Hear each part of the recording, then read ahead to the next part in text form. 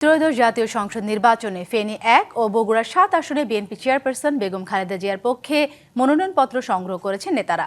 এছাড়া বগুড়া ৬ থেকে সংগ্রহ করা হয়েছে তারেক রহমানের পক্ষে, আর রংপুর ৩-এ জিএম কাদেরের পক্ষে মনোনয়নপত্র সংগ্রহ করেছেন জাতীয় পার্টির কো চেয়ারম্যান। বিএনপি নেতারা বলছেন, আচরণবিধি মেনেই সব কার্যক্রম করা হবে, তবে লেভেল প্লেয়িং ফিল্ড নিয়ে সংশয়ে জাতীয় পার্টি। ত্রয়োদশ জাতীয় সংসদ নির্বাচনে ৩টি সংসদীয় আসনে লড়বেন বিএনপি চেয়ারপারসন বেগম খালেদা জিয়া।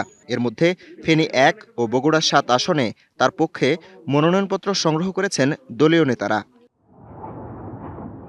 রবিবার বিকেলে ফেনী জেলা রিটার্নিং কর্মকর্তার কার্যালয় থেকে বেগম জিয়ার পক্ষে মনোনয়নপত্র সংগ্রহ করেন বিএনপির জাতীয় নির্বাহী কমিটির সদস্য আবু তালেব। সঙ্গে ছিলেন বিএনপি ও অঙ্গ সংগঠনের স্থানীয় নেতাকর্মীরা। এর আগে বগুড়া ৭ আসন থেকে বিএনপি চেয়ারপারসনের পক্ষে মনোনয়নপত্র সংগ্রহ করেন তার উপদেষ্টা হেলালুজ্জামান তালুকদার লালু। বেগম খালেদা জিয়া বগুড়া ৭ আসন থেকে নির্বাচন করার কথা পার্টি থেকে ঘোষণা করা হয়েছে। তার মনোনয়নপত্র উত্তোলনের জন্য আমরা আজকে এসেছিলাম। ইতিমধ্যে আমরা তার মনোনয়নপত্র গ্রহণ করেছি।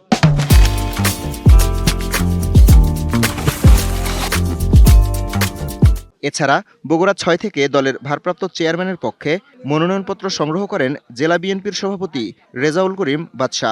আজকে আমরা আমাদের সেই প্রিয় নেতা বগুড়ার সন্তান তারেক রহমানের মনোনয়নপত্র আমরা আমাদের মাননীয় জেলা প্রশাসকের কাছ থেকে আমরা সংগ্রহ করেছি।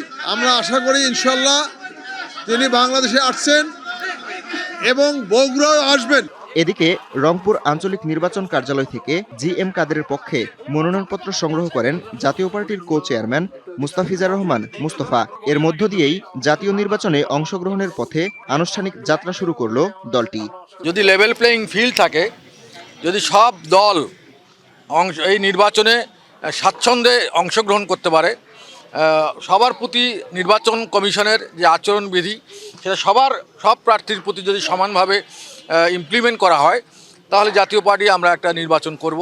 এছাড়া মুন্সিগঞ্জ ৩, গোপালগঞ্জ ২, ফরিদপুর ২, রংপুর ৩ এবং পার্বত্য রাঙামাটি আসন থেকে নির্বাচনে লড়তে মনোনয়নপত্র সংগ্রহ করেছেন ৯ জন প্রার্থী। DBC news desk.